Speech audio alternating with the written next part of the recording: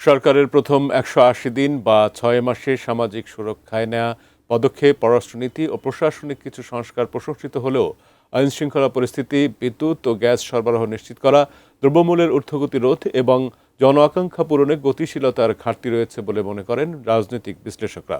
মনিরুল ইসলাম মিন্টুর report.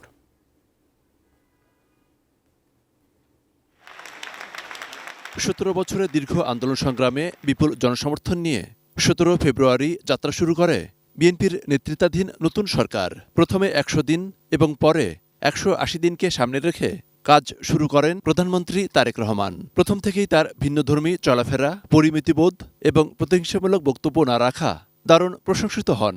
একটি ভঙ্গুর অর্থনীতিতে দায়িত্ব নেওয়ার পরই আন্তর্জাতিক বৈরী পরিস্থিতির মধ্য দিয়ে পার হতে হচ্ছে।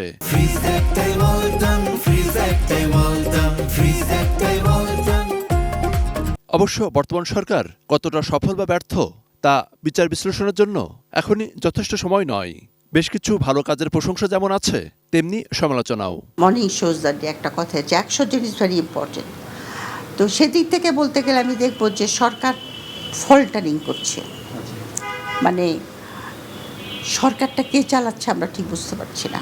এখানে আমরা দেখছি যে একটা দল মনে হচ্ছে, একটা গ্রুপ অফ পিপল দেশটাকে চালাচ্ছে এবং সব কিছুর মধ্যে আমরা দেখছি একটু ঢাক গুড়গুড় ব্যাপার, মানে গুঞ্জন শুনি আমরা, কিন্তু সরকারের কাছ থেকে কিছু শুনি না।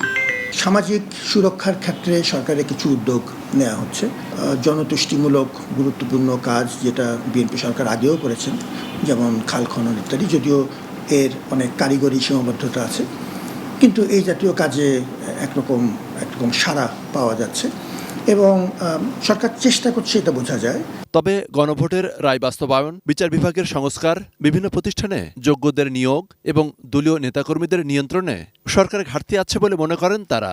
আইনশৃঙ্খলা পরিস্থিতি একটা গভীর উদ্বেগের ব্যাপার হয়ে দাঁড়াচ্ছে। দ্রব্যমূল্য, মূল্যস্ফীতি, বেকারত্ব, প্রাইভেট সেক্টরে বিনিয়োগ একটা বড় রকম চ্যালেঞ্জ হয়ে দাঁড়াচ্ছে এবং প্রাইভেট সেক্টরে বিনিয়োগ না হলে যেটা বড় অসুবিধা, বেকারত্বের সাথে সরাসরি সম্পর্ক আছে। ৩১ সভার প্রথমেই ছিল যে আমরা সংস্কার করব সংবিধানের। তো সংস্কার করলে তো সংস্কার যেটা গণভোটে ছিল তাদের তো ওত তো নেয়নি। এখন একটা কমিটি ফর্ম করেছে, সেই কমিটির মধ্যে বিরোধী দল যায় নাই।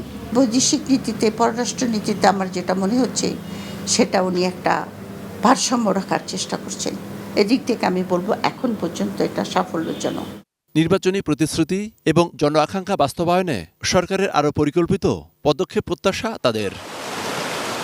মনিরুল ইসলাম মিন্টু, 18 নিউজ, ঢাকা।